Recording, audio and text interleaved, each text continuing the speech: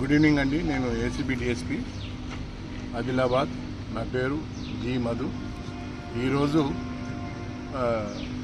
Irrigation department వాళ్ళు, CID department వాళ్ళు, ఈ గారు రాథోడ్ విఠల్ గారు, తర్వాత ఈ గారు రాథోడ్ విఠల్ గారు, తర్వాత ఏఈ గారు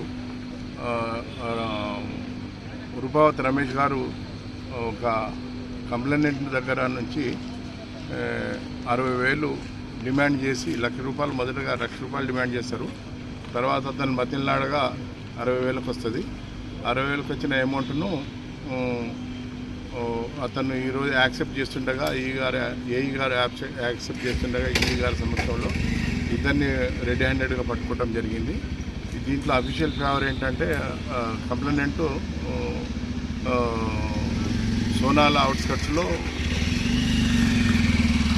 అక్కడ ఇరిగేషన్ది ఒక కాలువ పోతున్నందున ఇరిగేషన్ వాళ్ళది ఎన్ఓసి కావాల్సి వచ్చింది.